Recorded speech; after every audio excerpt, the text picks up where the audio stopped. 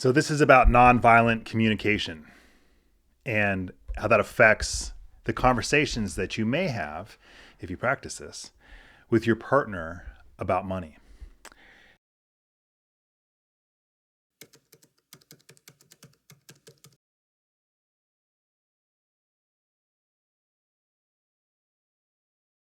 So let me tell you a little story. I've worked with a lot of people who are engaged, sometimes people who had been married for many years, would call and ask me that question: how do we get our money on the same page? And the answer starts with the big picture. Think in terms of an annual spending plan. In fact, think about it in terms of dreams, desires. Think about it in terms of expressing your personal values. Who are you in the world? What's important to you? What do you really want to do and experience?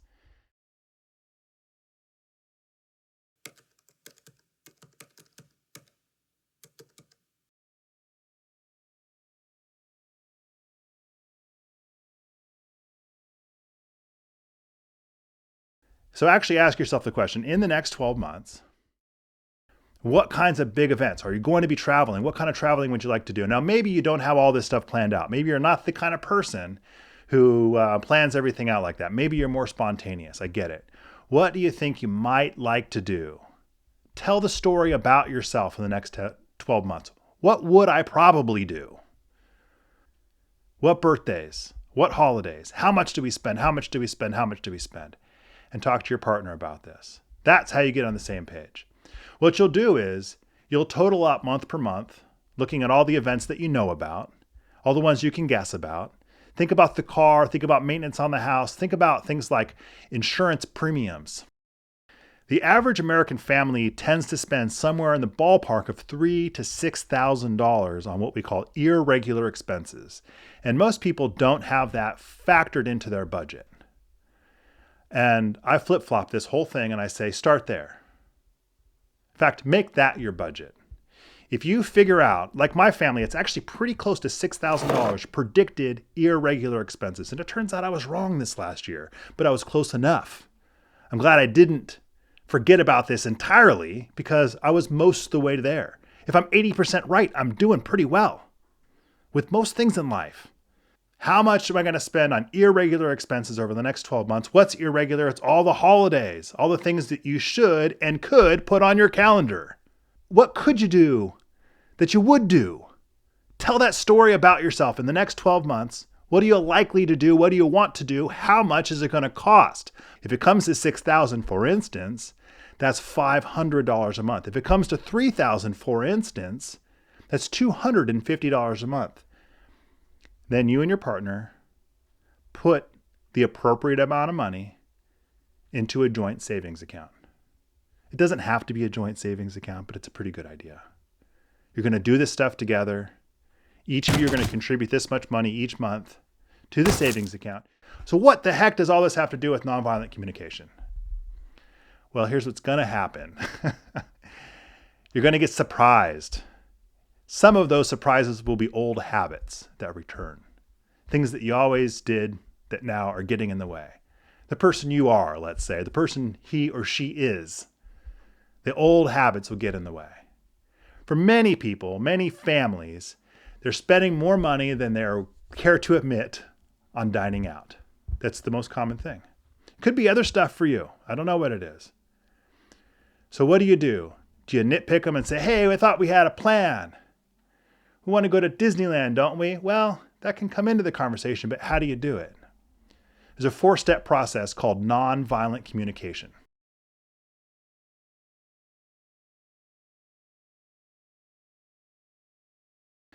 The 4 steps are, first, start with an observational statement, not an evaluation, or otherwise known as judgment. Don't do a judgment.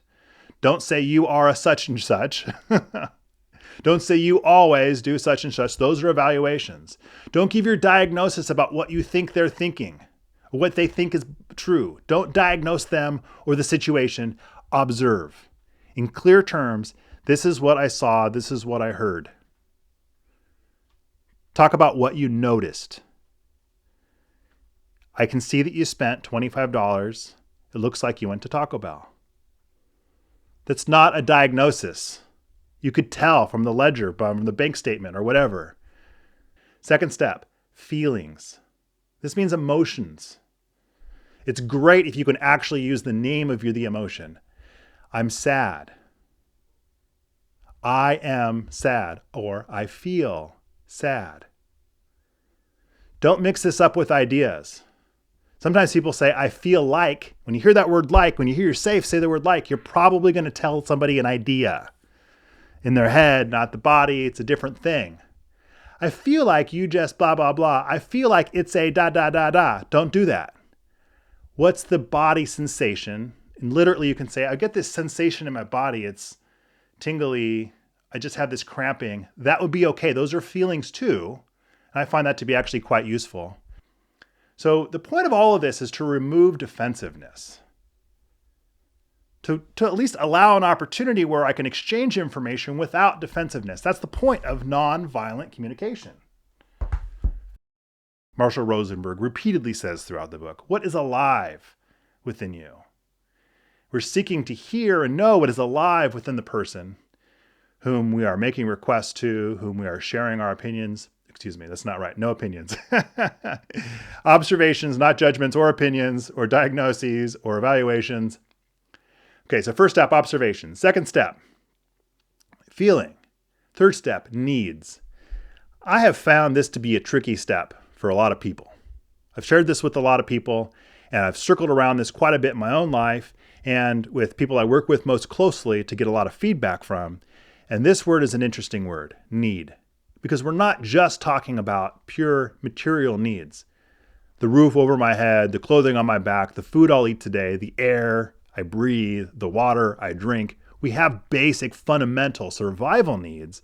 And the vast majority of the time when we talk about needs in this context, we're not talking about survival needs. If we are, it's a serious conversation, of course, but we're generally talking about what are often known as psychological or emotional needs. The point is we're talking about a high priority, something that you would think of as a core value or just a value. In the context, it may be, I value this sense of freedom, for instance. So first step, observation. I'm going through this a lot of times on purpose. Second step, feelings. Third step, needs, priorities, core values. And the fourth step is requests, not a demand. Your character is important here because if you say it in such a way, or if they're used to being reprimanded or getting psychological or emotional abuse, guilt trips, or some kind of other threatening aspect of you're going to get back at them if they don't do what you want, it's not a request. And so you got to really recognize your character is important with all this. You want to really be embodying a philosophy of life where you actually are making an open-ended request. There's an undercurrent of curiosity and openness, open heart, open mind, request. Observation, feelings, needs, requests. Those are the four steps of nonviolent communication.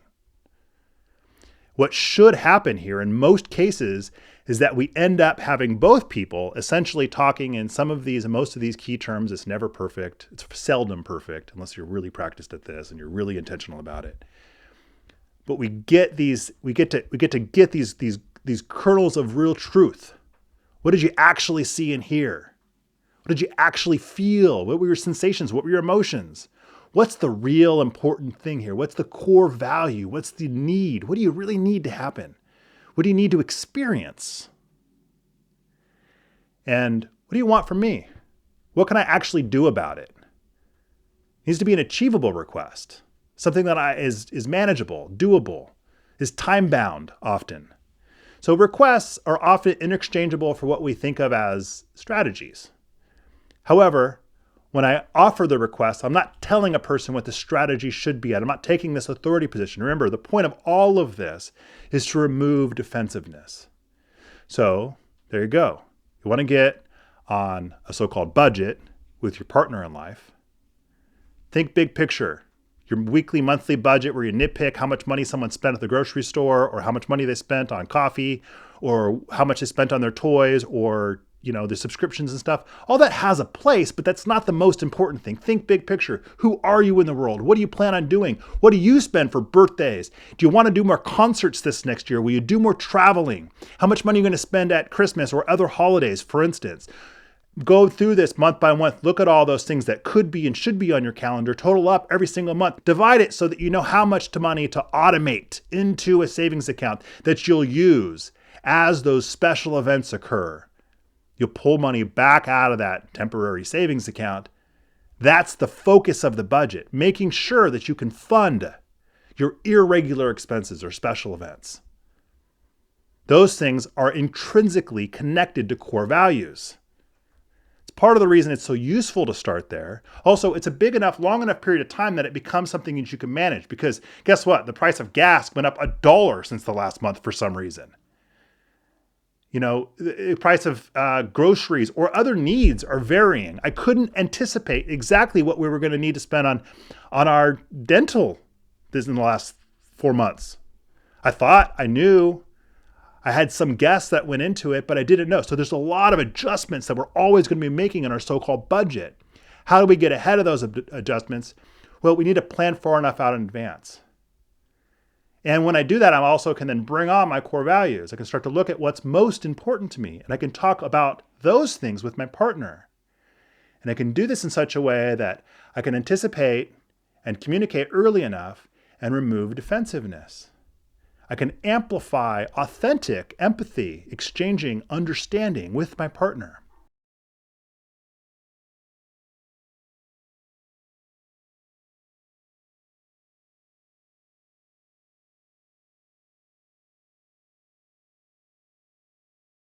Especially since when things go wrong, when things don't work, when bad habits return, when we spend too much money in restaurants.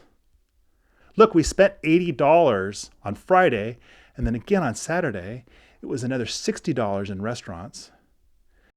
Now we have to pull money back from that irregular savings account because we spent so much on restaurants.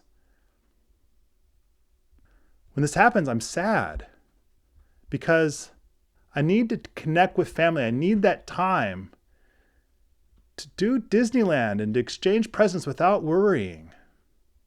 I'd like to spend less money on restaurants.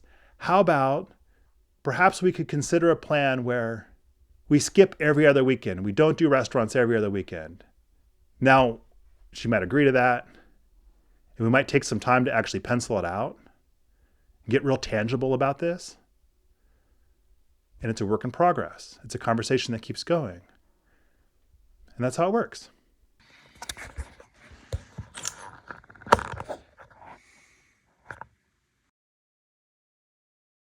All right, so I forgot to mention,